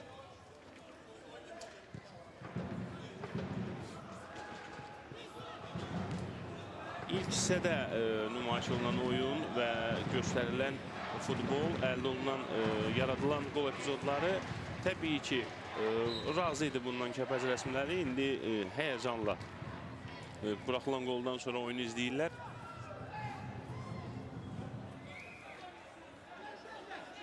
Və buraxılan topdan sonra fikir verir, gündüz Kəpəz daha çox qüvvə ilə hücuma keçir. Birdən-birə hücumda 6, bəzən də hətta 7 nəfər iştirak edir. Sol cinahdan hücum davam edir, qapı qarşısında ötürmə. Georgi Lamay topu tutur. Səhvə yol vermiş. Nika Kvekveskiri. Belə olan halda mənə gəlir ki, qalan dəqiqələrdə Interin bir neçə maraqlı əks hücumunu görəcək. Çünki Inter məhz bu tipli oyunlarda daha rahat özünü hiss edir. Denis Silva geriyə qapısı ilə oynayır, Lamaya. Xizanishvili, Qırtımov, Mürsen Seyidov, Abbas Hüseynov idi. Bu yalnız indi top Qırtımov istiqamətində göndərilir, amma ilkin Qırtımov topa çatacaqmı? Sadəcə çatır, amma topu meydanda saxlamaq ona nəsib olmur. Amma topun yan xəttdən çıxmasına nail oldu. Bəzən futbolçular qapı xətti və ya yan xətt seçim edərkən məhz yan xəttdən topun çıxmasına çalışırlar. Bu da başa düşüləndir. İlkin Qırtımov out'u yerinə yetirir. Yuri Fomenko. Qırtımov indi topladı. Out'u qazanır. Bu epizodda, o gərginlikdə ən doğru qərarı qəbul elədi İlkin Qırtımov, Mürsen Seyidov. Onun ötürməsi, Fomenko'nun başla zərbəsi top qapının üstündən keçir. Və tələsir Tada Simaitis, onu başa düşmək olar. Kəpəz, baxmayaraq ki, daha yadda qalan, baxımlı oyun nümayiş etdirir. Hücumlar sayında da rəqibini üstəlir, amma futbolda ən əsası olan hesabdır ki, Kəpəz hesabda geridədir. Görüşün 52-ci dəqiqəsində Diego Martins'in qolundan sonra meydan sahibi Inter minimal üstünlüyü qazanıb, amma bu üstünlüyü sona qədər qoruya biləcəklərmi? Bax, bu hazırdan ən vacib sualdır. Qırtımova qarşı qayda pozulur Rəşad Eyyubov tərəfindən. Hakimin qərarına yenidən etiraz var Kəpəz düşərgəsində, amma qərar dəyişməz olaraq qalır. Nikak Vegaskiri, indi Diego, üzr istəyirəm, Denis Silva Cruz'la oynayır. Xizanishvili, Nizami Hacıyev, İlkin Qırtımov hücuma qoşur. İlkin Qırtımov irəliləyir. Fomenko cərmə meydançasında var, amma onunla deyil, Nizami Hacıyevlə oynayır Qırtımov. Nizami Hacıyev indi top özündə saxlayır. 2 rəqib futbolçunu keçmək cəhdi onda uğursuz alınır. Bununla belə out Inter hücumu davam edəcək. İlkin Qırtımov, Nizami Hacıyev boş mövqeyə açılmaq istəyir. İki futbolçu arasında gərginliyi gördü.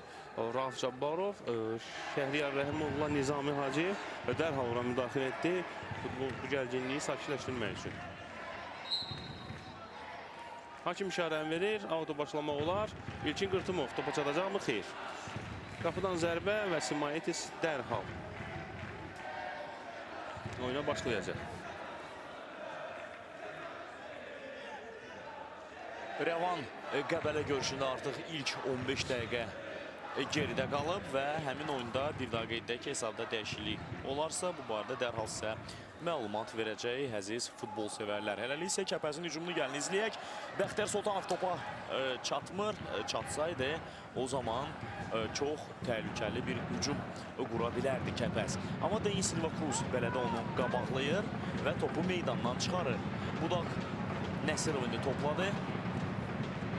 Junior'un ötürməsi cərmə meydançasına yumuşaq bir ötürmə idi, amma burada Qırtımov etiraf etmək lazımdır ki, çox böyük çətinliklə topu təhlükəli mövqedən uzaqlaşdırır.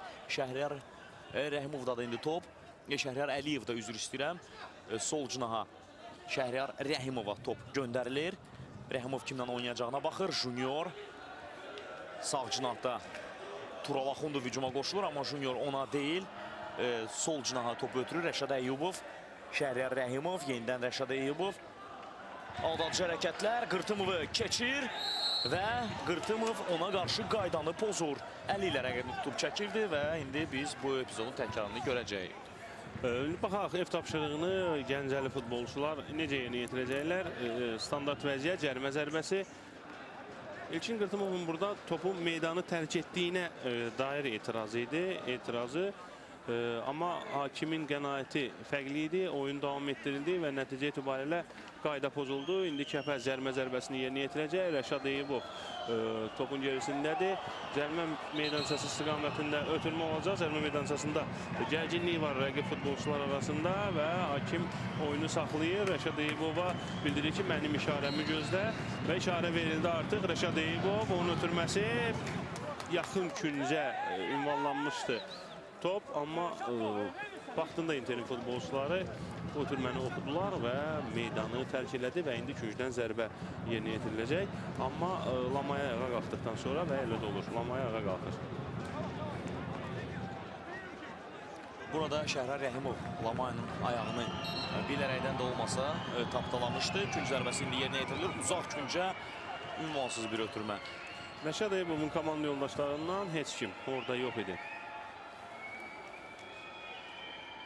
Paralel keçən, daha doğrusu artıq başlayan Rəvan Qəbələ maçında hesab... İlk 18 dəqiqədən sonra hesab 0-0'dır. Hələlik həmin oyunda hesab açılmayıb. Bayıl arenada keçirilir həmin oyun və bunu Qəbələnin Krasnodarla Avroliqa oyunu öncəsində son imtahanıdır. Baxaq, çempionluğu hədəfləyən komanda Rəvanla görüşdə hansı nəticəni əldə edəcək? Təbii ki, tamaşaçılarımıza yalnız və yalnız ilk hissənin nəticəsi haqqında məlumat verə biləcəyik. Şəhriyar Əliyev adaşı ilə oynayır. Şəhriyar Rəhimovla. Kərim Diniyev. O həm də Kəpəzin baş məşqçisi Şahin Diniyevin oğludur.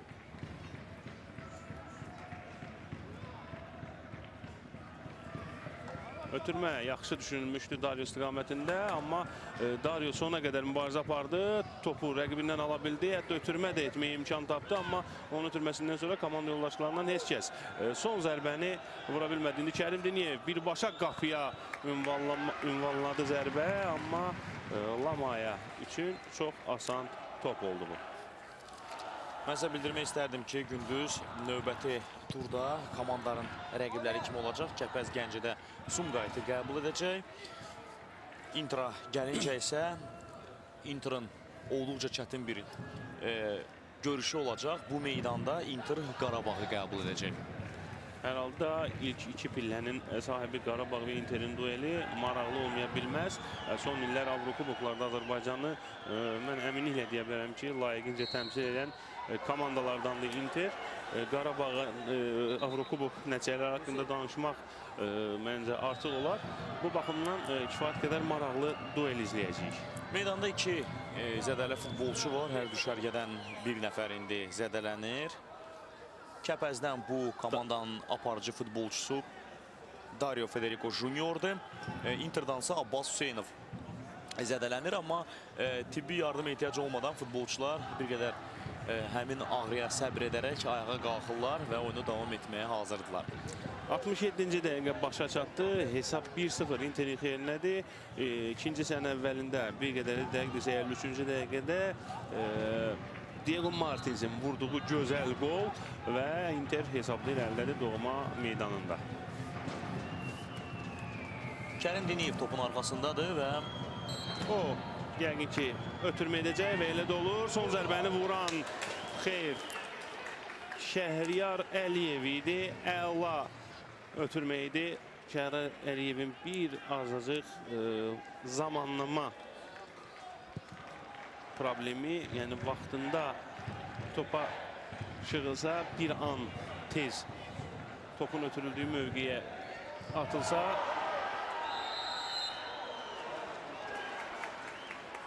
bu epizodda isə Rauf Cabbarov qaydanın pozulduğunu bildirir.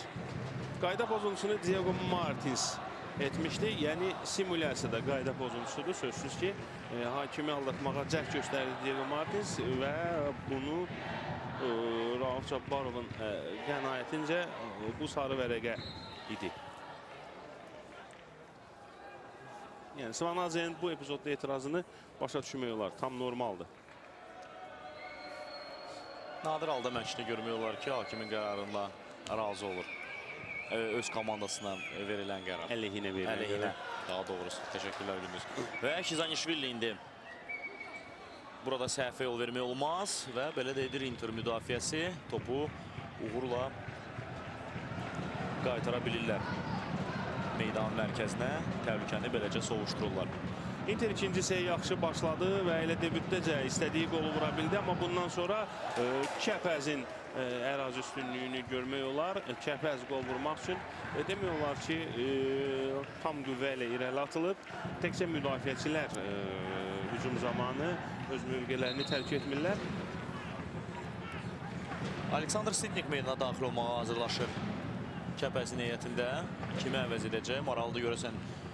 Ön xəttdə olan futbolçuların hamısı meydanda qalacaq və yarım müdafiədən kimsə alınacaq, yoxsa bunu bir qədər sonra biz biləcək, amma dəqiq deyə bilərik ki, Sidnik indi meydana daxil olmalıdır, çünki meydanın kənarında durub və oyunda fasiləni gözləyir və bu fasilə də artıq yaranır. 19 nömrəli futbolçu meydandan alınır. Yox, Bəxtiyar Sultanov 27 nömrəli futbolçu meydandan alınır, 19 nömrəli futbolçu meydana daxil olur. Bəxtiyar Sultanovun əvəzinə Sidnik oyuna girir və Interdə də əvəz etmə var. Hakim bildirir ki, əvəz etmə indi həyata keçirməlidir. Yuri Fomenko meydanı tərk eləyir. Interin 20 nömrəli futbolçusu. Qalan dəqiqələrdə onu meydanda 15 nömrəli Stepan Polyak əvəz edəcək. Stepan Polyak əslində yarım müdafiəçidir. Baxaq, indi hücumun sivri ucuna kimi atacaq Zaur Svanadze. Herhalde Polyak yarım müdafiənin mərkəzində oynayır.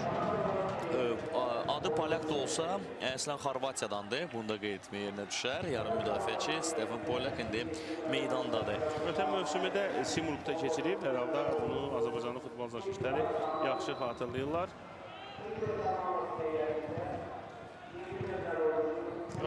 Hələ ki Polak hücumdadır. Dərhal daxil oldu. Topu komandası üçün qazanır. Özü indi irəliləyir. Sidney hələ ki topu saxlaya bilir və komanda yoldaşı da ona köməyə gəldi. Bu Juninho'dur. Juninho geriyə oynayır. Şəhriyar Rəhimov. Sidney topu qəbul edir. Topu yenidən Şəhriyar ötürəcək. Şəhriyar Rəhimov sol cinahdan ötürmə etmək istədi, amma Qırtımov ona mane oldu. Out. Burada Qırtımov rəqibin iki futbolçusuyla mübarizə apardı və belə olan halda riskə getmir və topu meydandan çıxarır. Altı yerinə itirdilər indi Kəpəz futbolçuları. Topun kimə ötürüləcəyinə baxır Budaq Nəsirov. Gənc futbolçu elə ki topu özündə saxlayır. Aldıcı hərəkətlər sol cinaha. Şəhriyar Rəhimov topu cərmə meydançasına göndərir, amma onun ötürməsini etdiyi anda meydana yenicə daxil olmuş Sidnik ofsayda düşür. Şəhriyar Rəhimov özü topu qəbul, bax bu epizoddan da daha aydın izləyəcəyik. Özü topu qəbul edən zaman oyundan kənar vəziyyətdə idi. Nahid Əliyev bayrağını qaldırmışdı. Oyunda 72-ci dəqiqə başa çatır və Inter Kəpəz oyununda hələ ki Diego Martinsin vurduğu qol yeganədir və bu qol meydan sahibi Inter'a üstünlüyü qazandırır. Bu da həmin qolun müəllifi. Diego Martins indi qalan dəqiqələrdə Zaur Svanadze onun sırf hücumçu kimi oynadır. Fikir verirsinizsə, mən bir qədər də vurguladığım kimi Polyakın oyuna girməsindən sonra Diego Martins hücumçu mövqeyinə çəkilib və top indi onu ötürülür. Əla da saxlayır, amma son zərbəni vura bilmədi. Tərlan Quliyevin müdaxiləsindən sonra Simaitis, üzr istəyirəm, topu tutdu. Bu geriyə ötürmə deyildi. Amma belə olan halda topu öz qapısından da keçirə bilərdi Tərlan Quliyev. Çox təhlükəli bir vəziyyət yaranmışdı Kəpəzin qapısı qarşısında. Sidnik oyuna heç də pis daxil olmadı. Çox fəaldı. Mürsen Seyidov topu ondan ala bilməsə də hər halda onun qarşısını alır. Rəşad Eyyubov. Denis Silva Cruz bax belə bir şəkildə topu uzaqlaşdırmaq məcburiyyətindədir. Diego Martins, Tərlan Quliyev bu dəfə də ona qarşı mübarizədə uğur əldə edir. Rəşad Eyyubov cərmə meydançasına top göndərilir. Kizanishvili topu Inter üçün qazanır və Niko Kvekbeskiri ilə indi Inter öz hücumunu qurmalıdır. Amma onun ötürməsi dəqiq olmadı. Bununla belə Bosenov sona qədər topu uğrunda mübarizə apardı. Amma Nizami Hacıyev o topu itirdi. İndi Sidnik zərbə mövqeyinə çıxmaq istəyir. Zərbəsini də vurur. Hətta zərbə vurmağa da imkan tapdı. Amma top qapının yanından keçir. Lamaya topun hara istiqamətləndiyini yaxşı görürdü və ona görə də zərbəyə reaksiya göstərmədi. Amma hücuma qoşulmuş Şəhriyar Əliyev də gündüz fikir verdisə boş mövqedə idi, ondan bir qədər sağda və ona ötürmə etsəydi Şəhriyar düşünürəm ki daha əlverişli mövqe əldə edəcəkdi. Bu isə Inter'ın bir qədər əvvəlki epizodda yaratdığı hücum idi və burada Tərlan Quliyev Diego Martinsə mane oldu topa çatmaqda.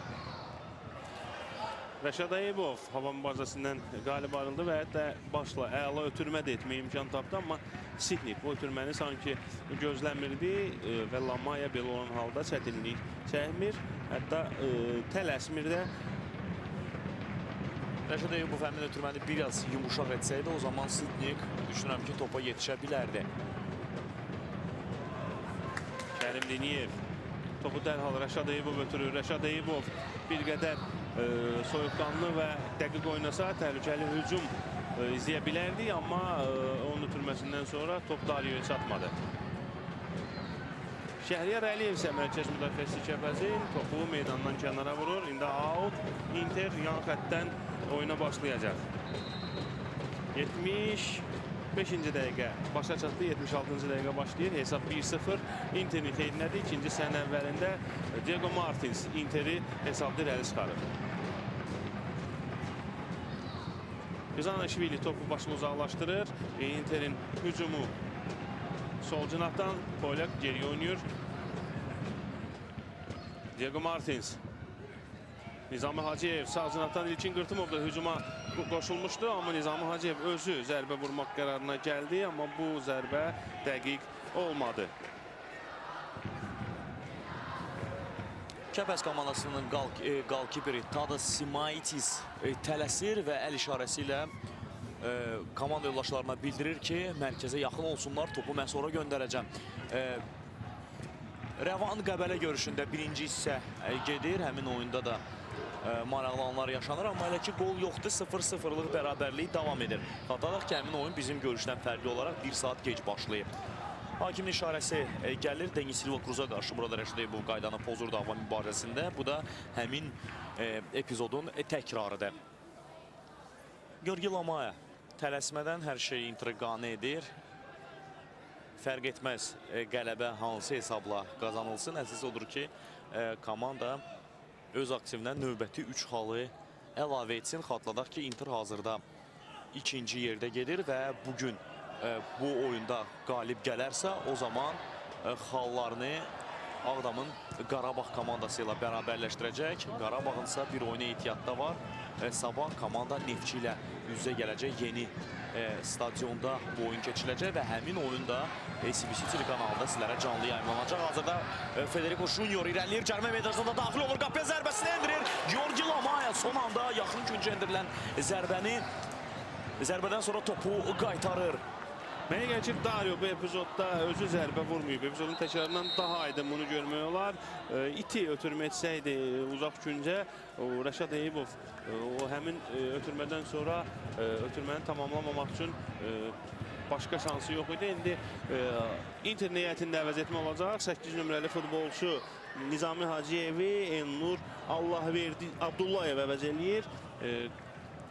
Qalan 12 dəqiqə ərzində Elnur Abdullayevi biz 10 nömrəli formada izləyəcəyik.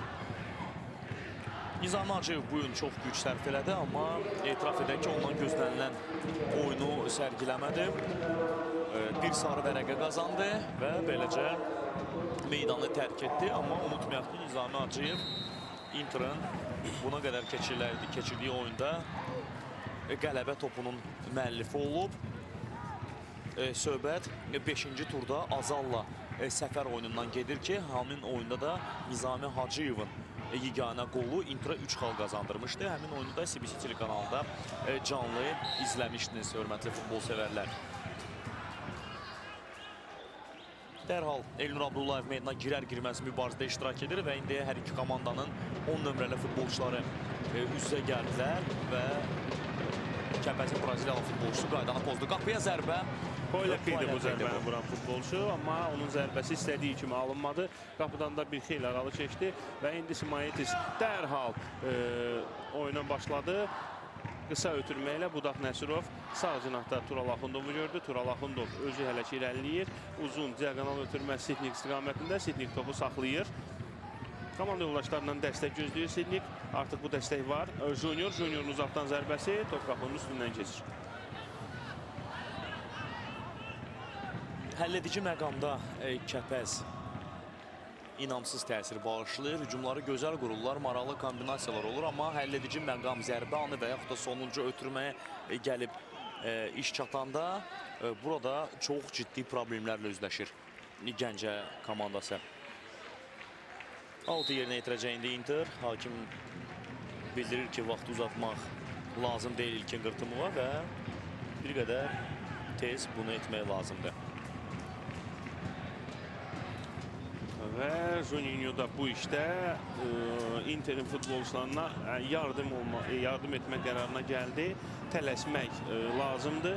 Təbii ki, bu Kəpəzin futbolçularına aiddir bu söz. Inter'in futbolçuları isə tələsmək barədə sözsüz ki, düşünmürlər. Hesab onları qane eləyir. Doğma azarkeşlərində növbəti qələbəni rəsmiləşdirmək üçün onlara 10 dəqiqə vaxt lazımdır. Diego Martins əla ötürməkdir. Abbas Hüseynov topladı indi sol cinahda. Kimdən oynayacağına baxır. Elnur Abdullayev meydana yeni daxil olmuş futbolçu. Gücü kifayət qədər çoxdur.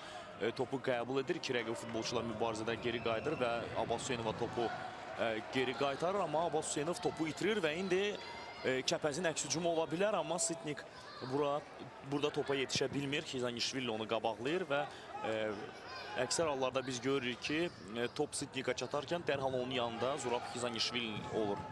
Və Rəşad onu qeyri-dəqiq götürməsini də vurğulamaq lazımdır. Əgər fikir verdinizsə Şəmsəddin, Şahin Diniyev meydanda yer dəyişmə etdi. Sidniklə Dario cinahları dəyişiblər. Qalan dəqiqələrdə Şahin Diniyev Darionun sol cinahda bəlkə daha effektli olacağını ümid eləyir. Sözsüz ki, Rəşadın da sağ cinahda eyni sözü Rəşad haqqında da demiyorlar. Kərim Diniyev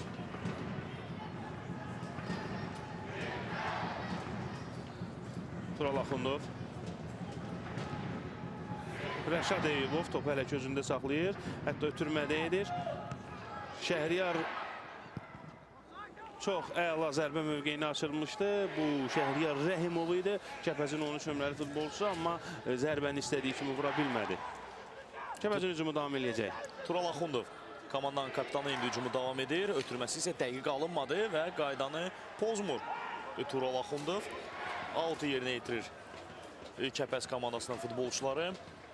Tural Axundov indi altı yerinə yetirdi. Budaq Nəsirov indi topladı. Tərlan Quliyev. Dario zərbə mövqeyinə çıxmaq istədi, amma Juninho top ondan aldı. Özü zərbə vurmaq üçün divar paslaşması düşündü sanki komanda yoldaşı ilə. Bu Rəşad Eyübov idi. Amma Rəşad Eyübov onun nə istədiyini anlamadı. Sadə bir anlaşılmazlıq və bu hücumda bəhrəsiz qalır. Hazırda qonaq komandanın futbolçuları hücumdadılar, amma istədiyi hücumu qura bilmirlər və təbii ki, həmişə olduğu kimi bu oyunun sonunda da çalışacaq ki, maçın final fiti səsləndikdən dərhal sonra məşqçilərdən və futbolçulardan boyla bağlı fikirləri öyrənək. Amma indi Inter ikinci qola olduqca yaxın oldu. Elnur Abdullayev qapçı ilə üzə qalırdı, amma sürəti kifayət etmədi ki, qapçıdan öncə Taday Simaitisdən öncə topa çatsın. Bir daha bu hücumu izləyirik. Burada oyundan kənar vəziyyət zənnimcə yox idi və yalnız indi Elnur Abdullayev özünü günahlandırmalıdır. Sürəti çatmadı ki, o burada topu qəbul etsin və əgər belə olardısa, düşünürəm ki, söz yox ki, bir hərəkətlə qapçını da geridə qoyub topu boş qapıdan keçəcəkdir. Çünki Simaitis də artıq qapısını tərk etmişdi və belə olan halda təbii ki, qapçını keçmək bir o qədər də çətinlik yaratmaz heç bir futbolçu üçün. Şəmsəddin, mən səni burada, daha doğrusu bizim belə şərhçi məkanımızı tərk edirəm. Bir neçə dəqiqədən sonra sizinlə görüşəcəyik. Hələlik Kəpəzin hücumunu izləyək. Şəhriyar Rəhimovun ötürməsi, Xizanishvili əla oynadı. Yenidən Şəhriyar Rəhimov, Rəşad Eyübov yenidən sol cinaha qayıdıb. Onun ötürməsindən sonra əla zərbə vurmaq olardı, amma alınmadı. Mən hələlik deyirəm Şəmsəddin və paralel keçən oyunda hesab 0-0'da hələlik hesab açılmır. Çox sağ ol Gündüz, sənə uğurlar, maraqlı müsahibələr gözləyirik səndən. Oyun isə davam edir. Inter Kəpəz görüşündə hesab elə ki 1-0'dır. Kəpəz hücumdadır, qapıya zərbə indirilir, amma bu zərbə o qədər də yaxşı alınmır. Halbuki dəqiqələr ötdükcə biz Kəpəzin daha maraqlı, daha kəsərli hücumlarının şahidi oluruq. Və indi yalnız bir sual var, bu hücumları sona qədər Inter müdafiəsi almaq gücündədirmi? Georgi Lamay sarı vərəqə alır vaxtı uzatdığı üçün. Bunu da qeyd etmək yerinə düşər. Inter'in Gürcüstandan olan qapçısı cəzalanır. Yalnız indi topu oyuna daxil edir Lamay. Elnur Abdullayev sağ cinaha topu göndərdi İlkin Qırtımov. Elnur Abdullayev yenidən İlkin Qırtımov. Maçın sonları olmasına baxmayaraq Qırtımovun elə gücü var və o sürət yığaraq bu topa çatmağa can atdı, amma yıxılaraq onun ayaqları altından topu müdafiəçi çıxarır. Out'ı Qırtımov özü yerinə yetirəcək, lakin burada out'ı yerinə yetirərkən səhvə yol verir. Səhv etmirəmsə İlkin Qırtımov və bu səbəbdən də out atışını qonaq Kəpəz komandasının oyuncuları yerinə yetirəcəklər. Burada yan xət hakimi ilə mübahisə aparır İlkin Qırtımov və bu mübahisənin sonunda sarı vərəqə Diego Martinsə göstərilir. Diego Martinsə nədən? Yəqin ki, hakimlə mübahisə etdiyi üçün. Diego Martinsin artıq sarı vərəqəsi də var idi. Bunu da qeyd edək və Diego Martins oyunun həm qəhrəmanı, həm anti-qəhrəmanına çevrilir. Görüşün 86-cı dəqiqəsində ikinci sarı vərəqə qarşısında görən Diego Martins meydandan kənarlaşdırılır. Bax belə 52-ci dəqiqədə komandasının qolunu vurdu. Daha sonra sarı vərəqə qarşısında gördü və oyunun sonlarına yaxın daha bir sarı vərəqə. Bax bu hərəkətinə görə hər şey aydın oldu. Təşəkkürlər efir rejissorumuza bu təkrar görüntülərə görə. Və dərhal da buna reaksiya göstərir komandanın baş məşqçisi Zaur Svanadze. Oyuncu dəyişikliyi yerinə yetirir. 19 nömrəli futbolçu Inter'da meydana Mirhüseyn Seyidov meydandan alınır. Və onu 88 nömrəli futbolçu Abdullah Abatsiyev əvəz edir. Mirhüseyn Seyidov tələsmədən meydanı tərk edir və Abdullah Abatsiyev indi oyuna daxil oldu. Kəpəz gözəl bir şans qazandı. Artıq meydanda sağ üstünlüyünə yələndilər Gəncə futbolçuları, amma bu sağ üstünlüyü onlara məğlubiyyətdən xilas olmağa yardımcı olacaqmı? Bunu bir neçə dəqiqədən sonra biləcək. Elə isə Federico Junior sağ cinal irəliləyir. Alovcu hərəkətlər cərimə meydançasına daxil olur, ötürməsini edə bilmir və gül zərbəsi deyil. Qapıdan zərbə ilə top oyuna daxil edəcəklər və daha bir sarı vərəqə Federico Junior, Osvaldo Junior, Dario Federico Junior üzr istəyirəm göstərilir. Kəpəzin heyətində bu futbolçu da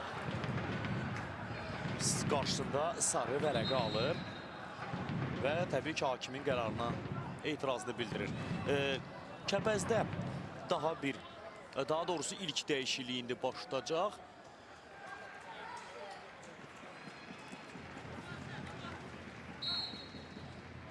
Tural Rzayev meydana daxil olur və o səhv etmirəmsə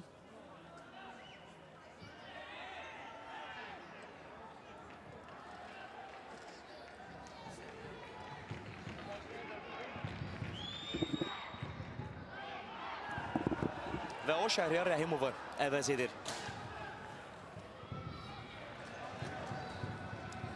Hücuma meyilli futbolçunu meydana buraxır Şahindini və bu da başa düşüləndir. Belə ki, artıq itiriləsə heç nə yoxdur. Rəqib meydanda azlıqdadır və bundan istifadə etmək lazımdır. Hücumu gücləndirmək lazımdır. Belə olan halda Şahindini hücumu gücləndirmək üçün meydana gənc Tural Rzayevu buraxır. Gəncə futbol məktəbinin yetirməsi. Biz onu Azalla görüşdə izləmişdik. Kəpəzin bu mövsümdə ilk qələbə qazandığı oyunda heç də pis təsiri bağışlamadı Tural Rzayev. Amma görək bu dəfə necə olacaq. Out'u yerinə yetirdilər və fair play qaydalarına əməl olundu. Topu geri qaytarırlar rəqibə qonaq komandanın üzvləri. Nika Kverkveskiri, Abbas Hüseynov ünvansız bir ötürmə irəliyə və Kəpəz yenidən öz hücumunu qurmaq üçün bir imkan qazanır.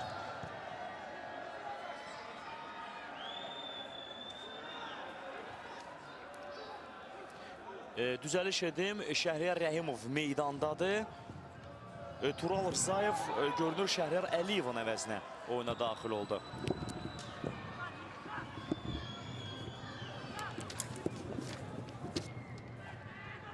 Şəhriyar Əliyevin əvəzinə daxil oldu gənc Tural Rzayev.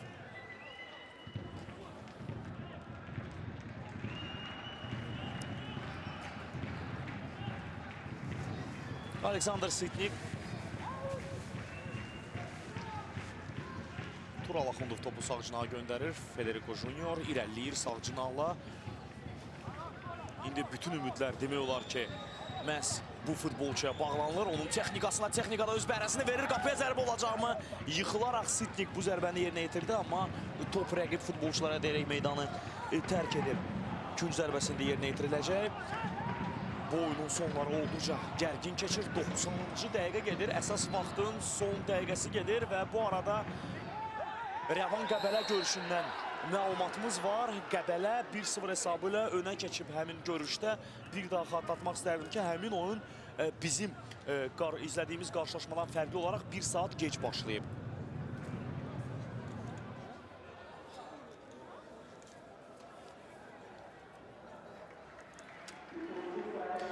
Əsas vaxta 4 dəqiqə əlavə olunur. Bu barədə də sizə məlumat vermək istərdim. Biz isə Diego Martinsə baxırıq. Diego Martinsin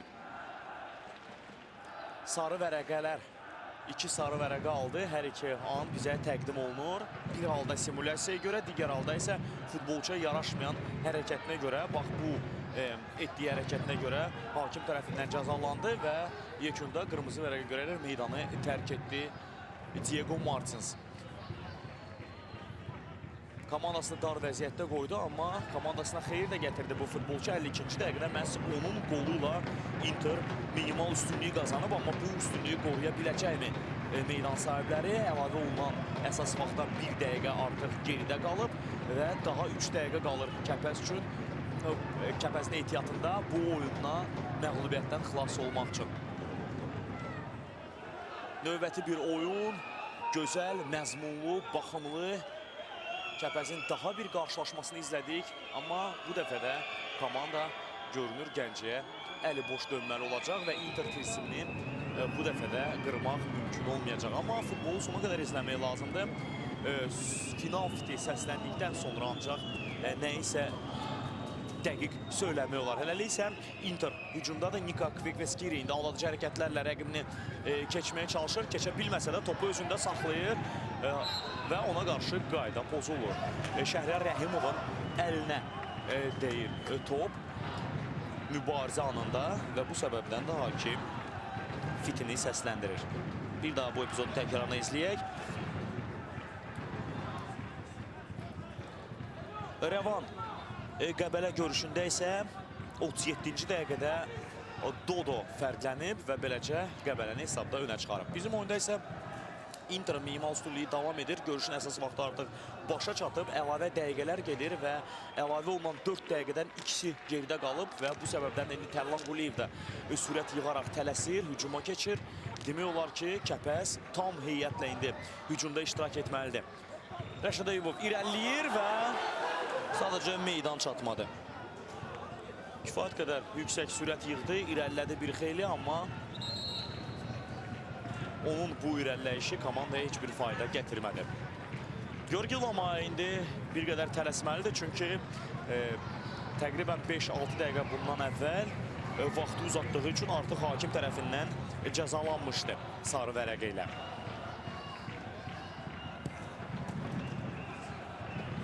Meydan mərkəzinə top göndərilir. Elnur Abdullayev top uğrunda mübarizə aparmağa cəhd göstərdi, amma tək başına rəqibin 2 futbolçusuyla mübarizə aparmaq ona çətin idi. Və belə olan halda topu itirdi. Inter bütün heyətlə müdafiə olunur. Kəpəz isə artıq tam heyətlə hücumdadır. Bütün Kəpəz futbolçuları yalnız qapıcı istisna olmaqla meydanın rəqibi ait hissəsindədirlər. Federico Junior sol cinaha topu göndərir. Tərlan Quliyev cərimə meydançasında uzun bir ötürmə, amma sonda künc zərbəsi qazanırlar və hətta Tadas Simaitis də hücuma gəlir indi. Rəqibin cərimə meydançasına gəldi Kəpəzin qalkipiri, amma futbolçuların Sitnikin zərbəsi və qapı xəttindən Denis Silva Cruz topu çıxarır. Bir anlıq Sitnik tək başına qaldı və bu ötürmədən sonra dərhal qapıya zərbə indirdi. Ukraynalı forvard izləyək bu anın təkrarını. Qapçı artıq gecikmişdi, amma Denis Silva Cruz və bu epizodun təkrarında biz görürük ki, o olmasaydı belə orada Kizan İşvili də var idi, Nika Kvekveskili də var idi. Onlar da hazır idilər ki, topun qapıya daxil olmasına əngəl olsunlar. Və bu da son şans, son hücum. Bu şansdan da yararlana bilmədi qonaq komanda və belə olan halda hakimin final fikri səslənir. Final fikri ona işarə edir ki, Inter minimal hesablı qələbəsini rəsmiləşdirir və bu qələbə komandaya növbəti 3 xalı gətirir. Inter öz xal hesabını 13-ə yüksəldir və beləcə lider komandaların soyunub geyinmə otağına yollanan dəhlizdədir və Rüstəm dərhal hazır olan kimi söz ona veriləcək. Deyəsən